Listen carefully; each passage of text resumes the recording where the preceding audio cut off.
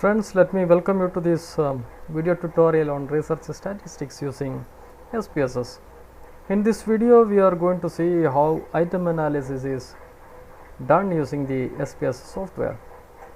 Friends, before moving to the item analysis, let me give you a brief idea about how the test processing or how you develop the tests and questionnaires for your research study.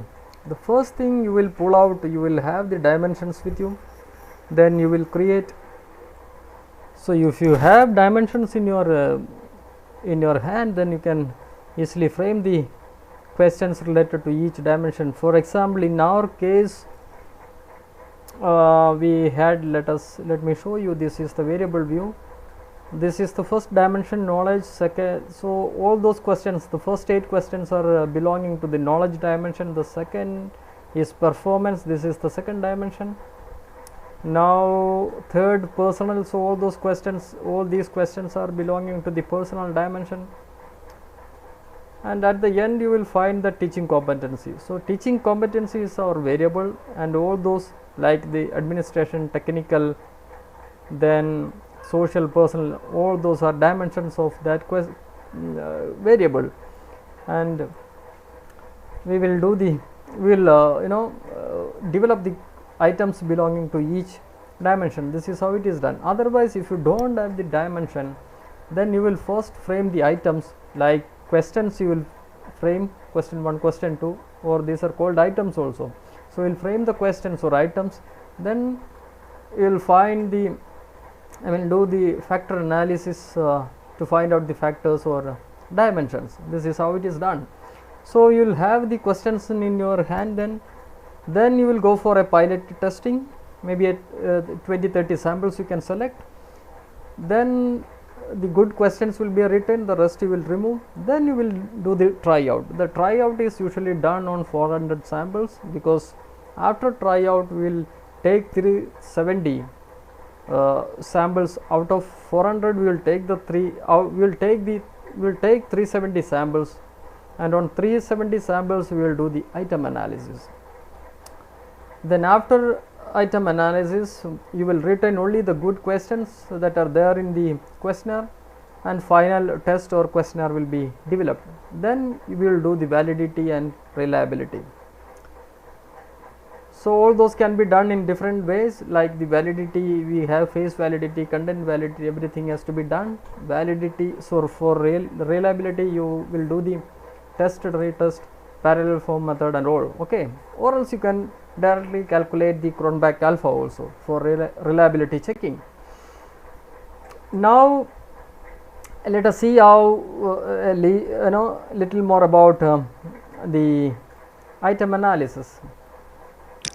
Item analysis is done to identify the effectiveness of your test items, your questions, whether this is a good question or bad question. So in order to see whether it is bad or good question, you do the item analysis. See, item analysis can be done for both questionnaires and tests. By test I mean the achievement test.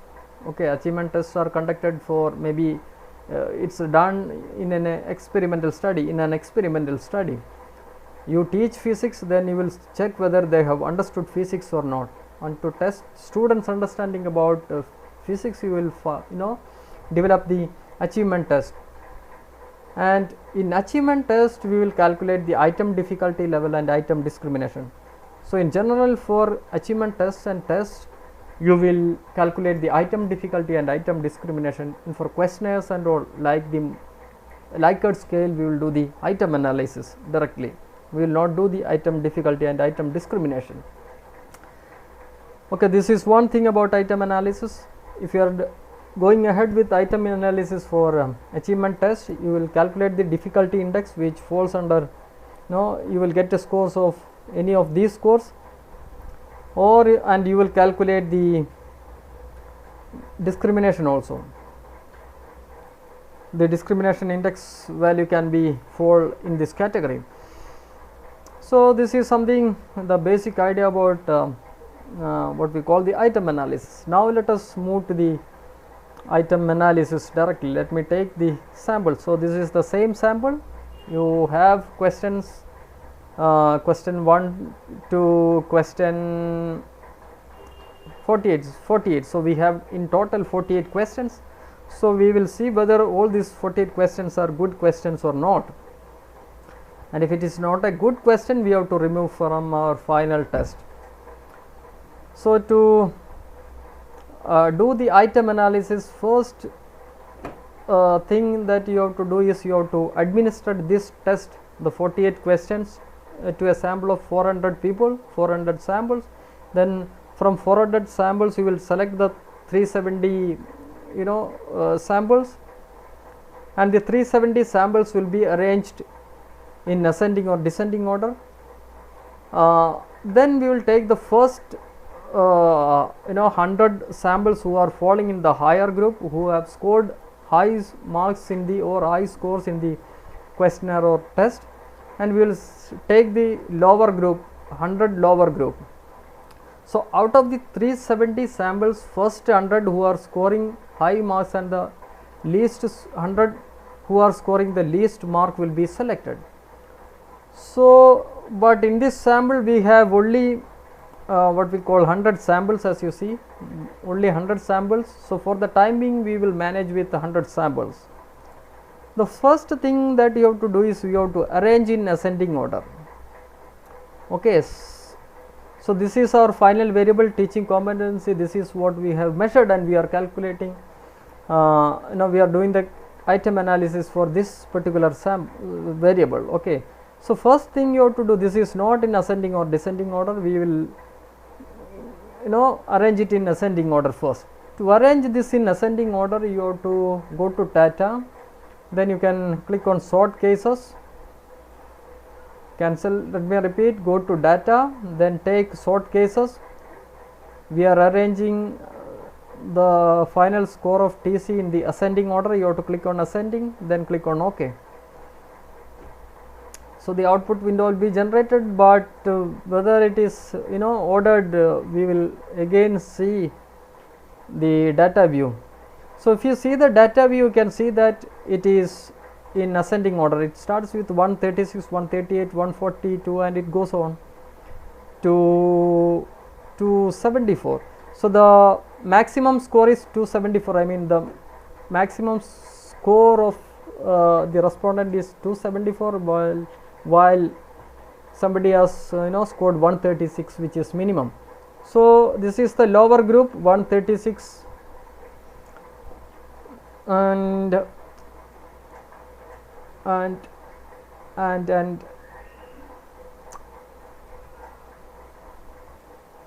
so friends, now I was saying about the group. This is the lower group, it starts with 136 and it goes up to 274. So as I said, you can see this is now in ascending order. So the 50th, you can see the 50th number. Since we have, as I said in the beginning, we have only 100 data, so we are grouping it into two categories. So the first 50, this is the 50th individual. So it is 181, the score is 181, and all those you can see in group 1. So those who have scored less than 181, they are the lower group, which I have marked as group 1, 181. Then after 181 it is 195. So there is a missing of scores. So it's pretty understood that we have removed the scores which are in between 181 and 195.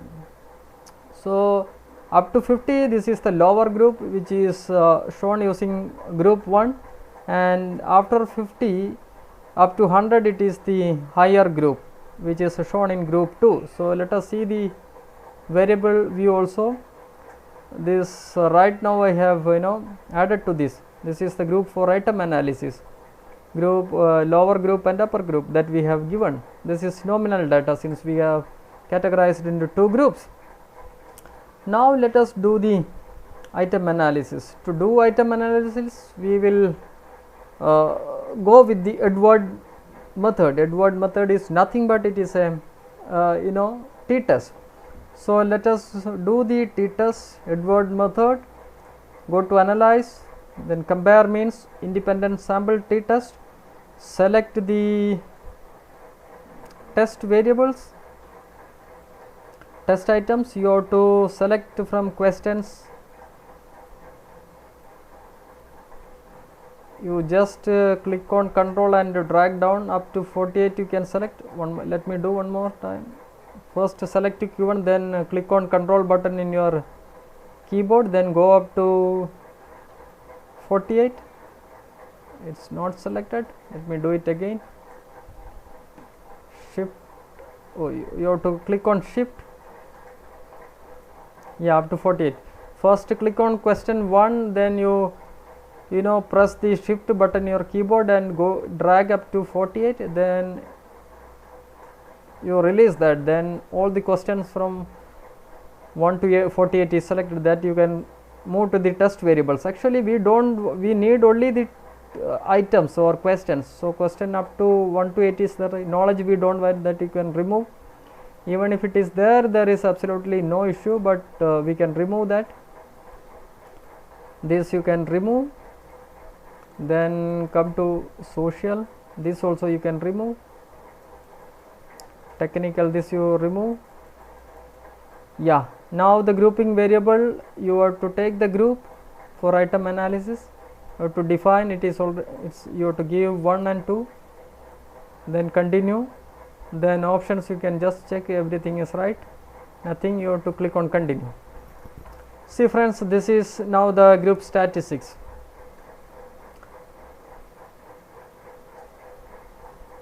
This is the independent sample t-test table. So you can see for question 1, the t value is here. Let me take, this is the t value, it is negative 5.32. the significance is 0.00, which is less than 0.05.